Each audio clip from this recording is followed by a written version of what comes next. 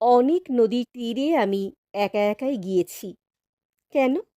এ প্রশ্নের উত্তর একটাই, প্রকৃতি পড়ুয়া হব বলে। তবে নদীর তীরে গিয়ে বসে থাকিনি, শুধু ঢেউয়ের ওঠানামা দেখিনি। ওই নদী কেমন নদী, সেই খোঁজ নেওয়া ছিল আমার খেলা। ছিল কেন বলছি, এখনো আমি ফুরসত পেলে একটা না একটা নদীর তীরে যাই। এবার বর্ষায় বৃষ্টি হয়েছে কম, কিন্তু শরতে পরপর কদিন ঝমঝম বৃষ্টি হতেই নদীরা রং পাল্টে নিল। আমার প্রিয় নদী তিনটিকে একটু ভরা ভরা দেখলাম। ইছামতির তীরে বসার সুযোগ ছিল না, তাই পশ্চিমে দামোদরের তীরে আমার প্রিয় ঘাট খাদিনানের পথে পাড়ি দিলাম। ওই ঘাটে যাবার দুটি পথ, একটি বাঁধের উপর দিয়ে হেঁটে, অন্যটি নৌকোয়। আমি হেঁটে যাওয়া ভালোবাসি, আর সেটা হবে জলের কিনার ধরে। কিন্তু সেদিন মহিষরেখা ঘাটে একটা ডিঙি পেয়ে গেলাম। সেই ডিঙির মাঝিকে আমি খুব চিনি।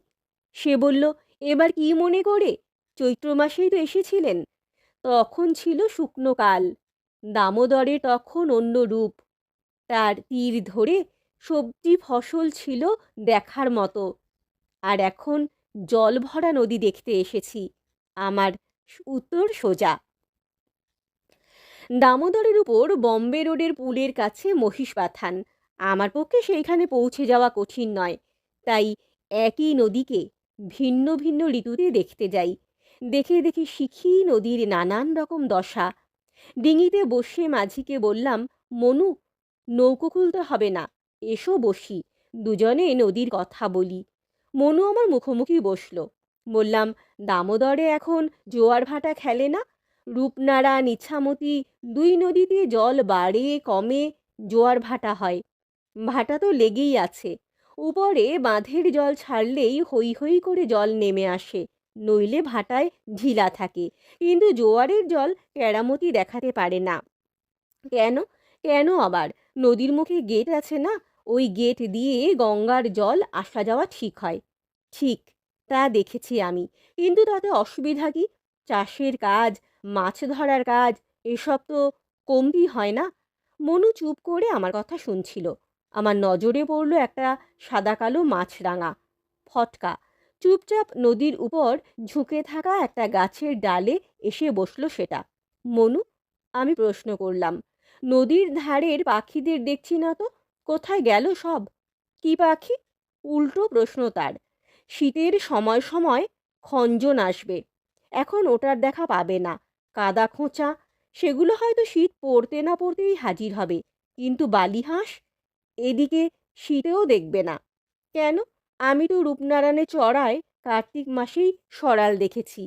সরাল হয়তো দেখতে পাবে এদিকে, আর কদিন পরেই রাতের বেলা ঝাঁক বেঁধে যায়। কিন্তু চখা কিংবা বড় জাতের হাঁস চড়ে না গেলে দেখা পাবে না। মনুর অভিজ্ঞতা আমার চেয়ে বেশি, আমিও দম্বার পাত্র নই। বললাম, এই বছরই দামোদরের চরে চখা দেখেছি। অবাক সে, বলল, কোথায়?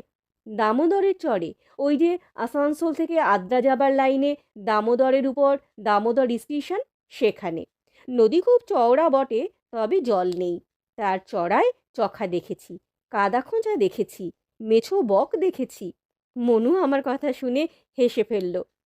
এক নদীর অনেক রকম হয়, যেখানে যেমন মাটি তেমন তার দশা। আমাকে চমকে দিয়ে নৌকো খুলে দিল মনু। এবার তীরের গাছপালা, মাটির রং, এমনকি বছর বছর পলি জমে যে স্তর পড়েছে তার দেখা পাবো। এখানে এই নদীর তীরে আটকে থাকা শামুক, গেঁড়ি, গুগলির খোলস দেখতে পাবো। এবার ওপারের পাখির, প্রজাপতির চলাচল দেখতে পাবো। এখন আর কথা নয়, শুধু এক মনে দেখা।